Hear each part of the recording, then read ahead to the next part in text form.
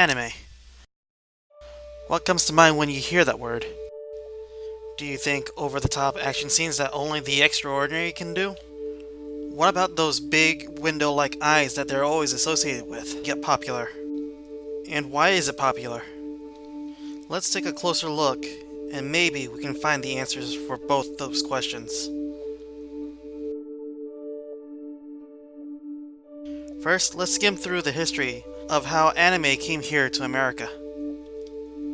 In the 1960s, America saw a few anime that were well loved, like Astro Boy and Kimba the White Lion. In the 1970s, however, America only saw a few anime that were released. But we'll see a resurgence in anime in the next decade, thanks to a story from a long time ago, in a galaxy far, far away. Dragon Ball stood out the rest in this decade as a martial arts anime, as well as some films, like My Neighbor Totoro and Warriors of the Wind. With Akira coming in at the turn of the decade, most millennials identify with this film, as well as Dragon Ball Z, One Piece, Sailor Moon, and probably the most popular, Pokémon. They also identify with the anime that were released at the turn of the century. America even finally get to see the Gundam franchise that were made in the 1980s. With so much anime released between 1980s and 2000s, it will be a wonder to not hear of the word anime. Funimation has helped impact the popularity of anime in the United States.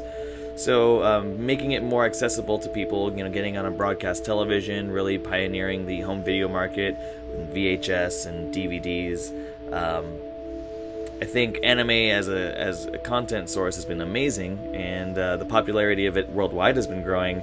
But I think Funimation's really done a big job of contributing to why it's so popular in the United States now.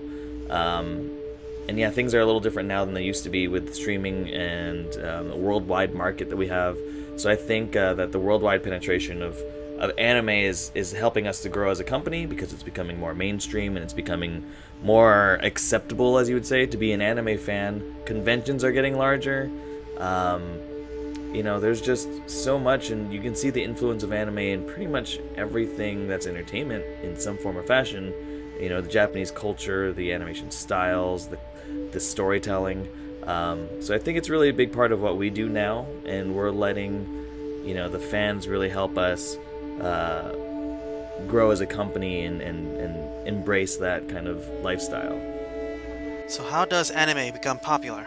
Just like Justin said, before the internet, people had to find physical copies in order to watch these anime, which could easily become an obsession due to its scarcity. Now that there are streaming services, people could easily be a fan of anime by simply watching out of curiosity. The first anime I ever watched was in that same block that I was talking about earlier, and it was called Tobor the Eighth Man, and I really found it fascinating compared to the regular cartoons they were showing in the same block, because of all of the deep tones, black and white tones. The character was interesting. It was a robot, but he could turn into a human and become a cop. It's like, how we've heard this before? I mean, it's like Tobor was doing it long before any of the TV shows were here now, and it had a lot of homages to different types of black and white movies that were already out there, especially Metropolis, when it was going off and they were bringing his brain over into the robot. It did a halo around him, just like it haloed when they were making the robot into the girl in Metropolis. Well, actually, I had two different starts, because of course, I was a kid. I watched Pokemon, Yu-Gi-Oh, all that type of stuff, understand? But what really got me, as into it as I am right now was mid-high school. My friend Glory, she got me into a show called Madoka Magic. But why did anime become so popular? What made them stand out of any story media? Actually, Valerie Timberlake answered this question. Anime is more than just hand-drawn animation from Japan.